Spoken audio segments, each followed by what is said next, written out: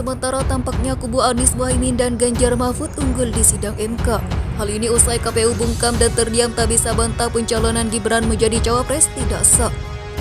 Ya, dasarnya aturan perundang-undangan ya. Jadi kalau kita yang mengerti persidangan Mahkamah Konstitusi, baik di Undang-Undang MK maupun peraturan Mahkamah Konstitusi terkait dengan sengketa Pilpres, itu putusan majelis itu ada 3, tidak dapat diterima, mengabulkan atau menolak.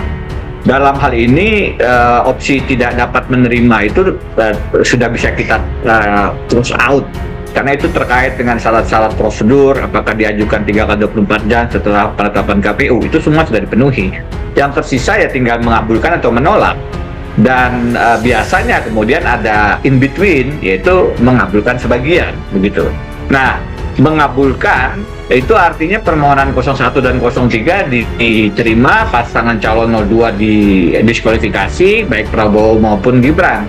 Ini luar biasa, ini maksimal, berarti semua permohonan dianggap terbukti oleh Mahkamah Konstitusi. Ya, maka saya selalu bilang, seandainya tidak ada pergantian ketua MK, maka sampai sekarang ketua MK-nya masih Pak Anwar Usman. Bisa dibayangkan nggak bagaimana itu kubu 01 dan 03 mau mengajukan perkara ke MK? Nah, jadi kita syukuri apa yang sudah diputus oleh MK kemarin tahun lalu itu sudah tepat ya untuk memberi ruang pada penyelesaian masalah-masalah ya, seperti yang kita hadapi saat ini.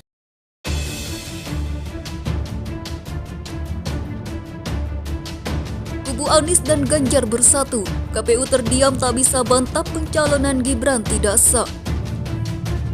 Untuk sementara tampaknya kubu Anies Mohaimin dan Ganjar Mahfud unggul di sidang MK. Hal ini usai KPU bungkam dan terdiam tak bisa bantah pencalonan Gibran menjadi cawapres tidak sah. Di sidang lanjutan sengketa Pilpres 2024 di Mahkamah Konstitusi yang berlangsung pada hari Rabu tanggal 3 April 2024, KPU diberi kesempatan khusus oleh Majelis Hakim Konstitusi untuk membantah semua dalil pemohon.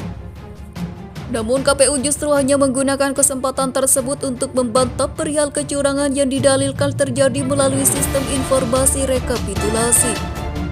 Sementara KPU sama sekali tidak membantah dalil kubu Anies dan Ganjar bahwa pencalonan Gibran sebagai cawapres tidak sah karena adanya pelanggaran prosedur. KPU bungkam terkait soal dalil pencalonan Gibran tidak sah di sidang MK.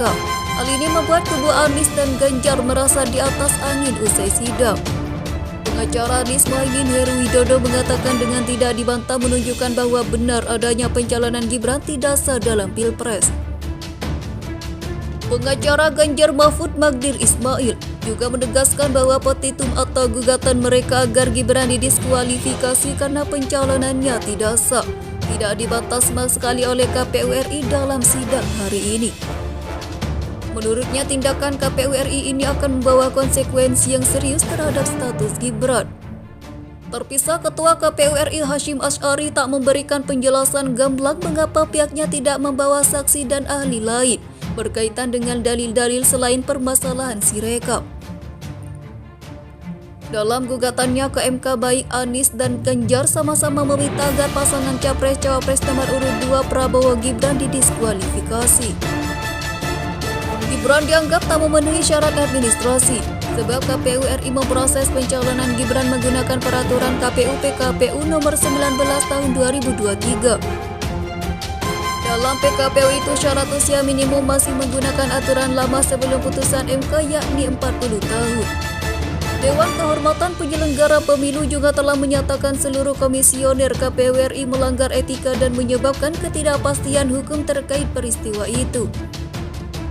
Sementara itu, Ketua Tim Pembela Prabowo Yusril Iza Mahendra mengaku bakal membantah dalil bahwa pencalonan Gibran tidak sah karena KPU RI tidak membantahnya dalam sidang hari ini. Yusril menilai KPU RI tak membantah bukan karena mengakui dalil permohonan Anies dan Ganjar, tetapi karena KPU RI tidak ditanyakan soal itu. Ia menambahkan pihaknya juga tidak merasa dirugikan atas bungkamnya lembaga penyelenggara pemilu itu.